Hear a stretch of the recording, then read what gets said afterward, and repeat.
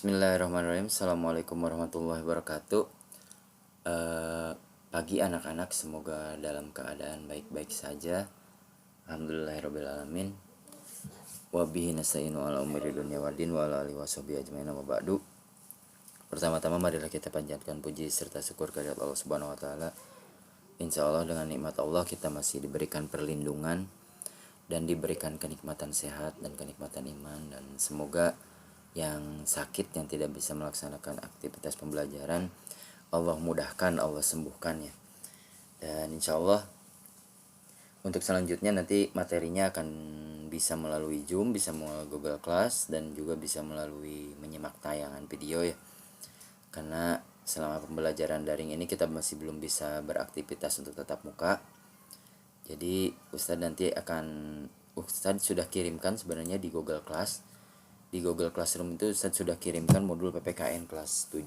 Nanti bisa dibaca, sekaligus nanti Ustadz terangkan sedikit tentang dasar penetapan Pancasila sebagai dasar negara.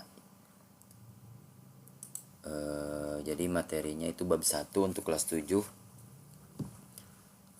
Materi kelas 1 untuk kelas 7 ini ada modulnya modul pembelajaran jarak jauh dari MGMP Kota Cimahi, dan salah satunya penyusunnya dari SMP ITB Baitul Ansor juga.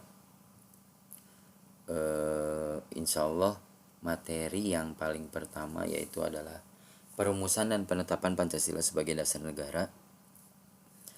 Dan ini nanti ada modulnya bisa dibaca dan Ustadz coba terangkan sedikit ya untuk mengawali pembelajaran.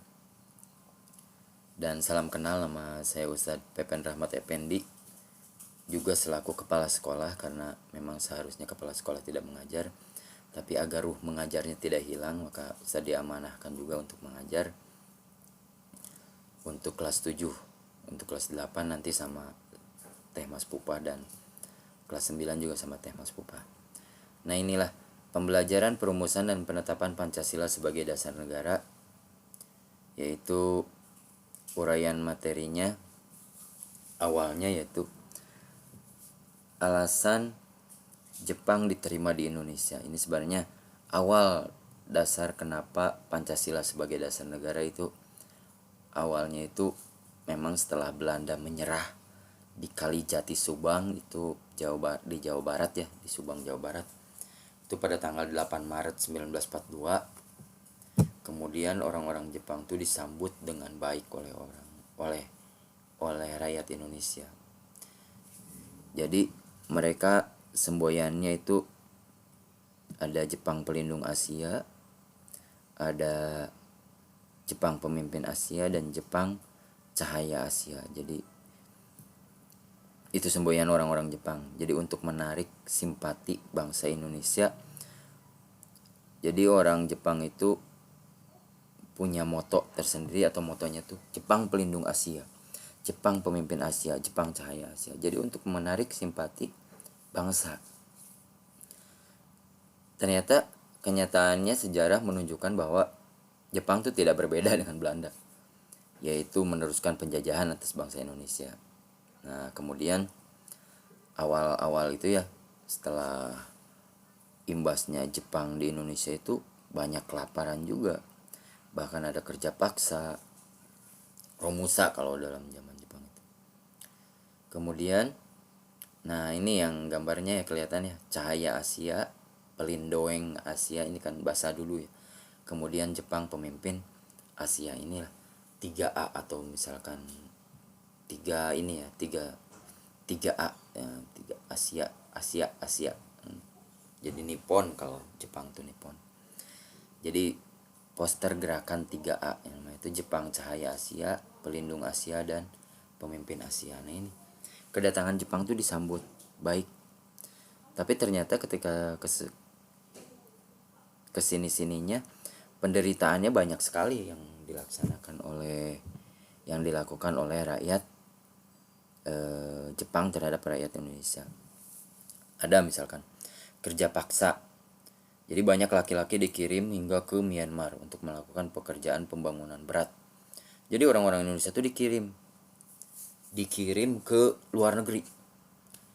Jadi bahkan banyak orang Indonesia yang meninggal dan hilang. Jadi penjajahannya meskipun Jepang itu hanya 3 tahun ya, tapi rasanya itu lebih lama gitu dibandingkan dengan Belanda, karena saking menderitanya pada waktu itu. Kemudian tentara Jepang juga mengambil makanan, pakaian, dan keperluan hidup lainnya secara paksa tanpa memberikan ganti rugi. Ini adalah kerjaan tentara Jepang. Kemudian pada waktu itu juga perbudakan. Ini banyak yang dipekerjakan secara paksa oleh tentara Jepang. Kemudian bahkan ada yang ditahan di ini nih, camp-camp tahanan dalam kondisi sangat buruk. Jadi penjaranya itu sangat buruk. Jadi bisa bareng-bareng itu camp tahanannya. Nah, itulah penderitaan rakyat Indonesia oleh Jepang. Kemudian ini ya, poster gerakan 3A-nya jangan lupa. Poster Cahaya Asia, Jepang Pelindung Asia, Jepang Pemimpin Asia. Kemudian alasan kenapa Jepang diterima di Indonesia karena waktu itu Jepang itu awalnya setelah Belanda menyerah di Kalijati Subang ya. Jadi kemudian disambut dengan tentara Jepang. Kemudian untuk menarik simpati Indonesia, maka dibentuklah 3A semboyannya. Nah, itu ya. Kemudian nih, lihat Romusa, salah satu bentuk kekejaman Jepang di Indonesia. Nah, inilah kekejaman tentara Jepang pada waktu itu. Jadi sampai ada yang kurus-kurus begini. Ya. Jadi penderitaan rakyat Indonesia banyak sekali ya, kerja paksa, pengambilan paksa jadi tanpa ganti rugi. Kemudian perbudakan itu yang dilakukan oleh tentara Jepang. Kemudian yang selanjutnya latar belakang pembentukan BPUPKI. Nah, setelah Jepang di Indonesia nih, kemudian nggak bertahan lama pada waktu itu karena pihak sekutu akhirnya membom Hiroshima dan Nagasaki. Nah, jadi Hiroshima dan Nagasaki dibom oleh sekutu pada waktu itu ya. Nih gambarnya. Ini pada tanggal 9 Agustus 1945. Ledakan nuklir di kota Nagasaki oleh Angkatan Darat AS yang menjatuhkan bom Little Boy di kota Hiroshima, Jepang. Pada akhir Perang Dunia Kedua menewaskan dari 120.000 orang.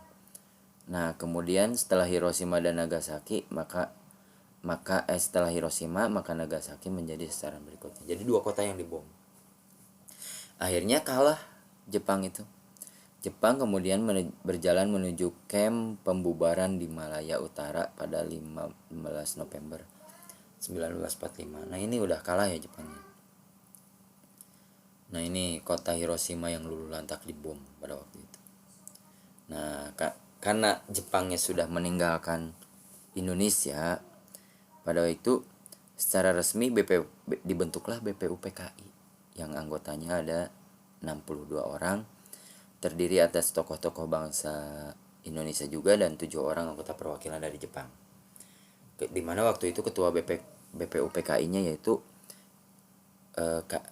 KRT Dr. Rajiman Widjo Diningrat, dan wakil ketuanya yaitu Ichiban Yoshio dari Jepang dan Suroso. Nah, inilah awal kenapa latar belakang dibentuknya BPUPKI, karena pertama Jepang sudah menyerah kepada sekutu pada waktu itu dan sudah meninggalkan Indonesia. Maka para pemuda ini di sini, maka para pemuda pada peringatan pembangunan Jawa Baru, Jepang mengumumkan pembentukan Dokuritsu Junbi Kosakai atau penyelidik usaha persiapan kemerdekaan Indonesia dengan orang Indonesia ya terutama. Jadi pada waktu itu akhirnya Dr. Rajiman Widjo Diningrat sebagai ketuanya dan ada 62 orang, dan resmilah BPUPKI dibentuk. Kemudian sidang BPUPKI yang pertama yaitu tentang perumusan dasar negara. Nah, inilah nanti dari judul itu ya, latar belakang pembentukan dasar negara. Ini sidangnya 29 Mei sampai tanggal 1 Juni 1945. Dan sekarang meskipun 1 Juni juga disebut sebagai Hari Pancasila, tapi sebenarnya awalnya bukan dari tanggal 1 Juni ya, pada waktu itu pembentukan usulannya. Kemudian pada pelaksanaan ini, sidang ini tidak resmi hanya diwakili oleh 38 orang ya. Tujuannya untuk rancangan pembukaan Undang-Undang Dasar yang dipimpin oleh anggota BPUPKI Insinyur Soekarno. Sidang BPUPKI dilaksanakan di gedung ini, Chuo Sang-in, atau disebutnya dengan Gedung Pancasila. Nah, ini sidang resmi BPUPKI tanggal 29 Mei 1945 di Gedung Chuo Sang-in di Jalan Pejambon nomor 6 Jakarta. Sekarang menjadi Gedung Pancasila. Ini sidang pertama. Sidang pertamanya yaitu pada tanggal 29 Mei sampai tanggal 1 Juni. Jadi jangan lupa ya. Sidang pertama BPUPKI, alasan kenapa BPUPKI dibentuk, alasan kenapa Jepang diterima di Indonesia. Kemudian istilah BPUPKI atau Dokuritsu Junbi Chiyosakai. Itu istilah BPUPKI ya. Kemudian penderitaan rakyat yang dialami oleh rakyat Indonesia oleh Jepang gitu ya. Dan itu yang sampai situ dulu ya materinya, karena masih banyak juga materinya dan kita nanti bahas ini dulu. Dan sekarang kita coba untuk latihan soal ya, dijawab soalnya. Untuk pertanyaannya, mengapa Jepang diterima di Indonesia? Jadi alasan kenapa Jepang diterima di Indonesia. Kemudian penderitaan apa saja yang dirasakan oleh rakyat Indonesia, dan apa latar belakang pembentukan BPUPKI. Kemudian yang keempat, kapan sidang BPUPKI dilaksanakan. Dan yang terakhir, ada berapa siapakah ketua dan wakil ketua BPUPKI. Nanti ini dijawab ya. Nanti Ustadz juga kirimkan ini di Google Classroom. Dan nanti Ustadz ini juga kirimkan di Google Classroom. Sumber jawabannya gampang ya, tadi dari modul dan bisa menyimak tadi dari perkataan Ustadz. Insya Allah ketika pelajaran di SD juga sudah terbiasa dengan materi ini ya. Jadi materi-materi ini sudah biasa ada di SD ya. Jadi ini hanya mengulang, ketika di SMP itu hanya mengulang. Jadi nanti bisa disimak baik-baik, dan nanti Ustadz juga kirimkan ininya ya, video pembelajaran Ustadz yang ini. Dan semoga antum bisa menjawab, nanti bisa jawabannya langsung dikirimkan ke, nanti Ustadz kasih linknya untuk menjawabnya, atau bisa dikirimkan silahkan ditulis di buku catatan masing-masing dan dikirimkan ke nomor Ustadz ya. Mungkin itu aja yang dapat Ustadz sampaikan. Kurang dan lebihnya mohon maaf. Assalamualaikum warahmatullahi wabarakatuh.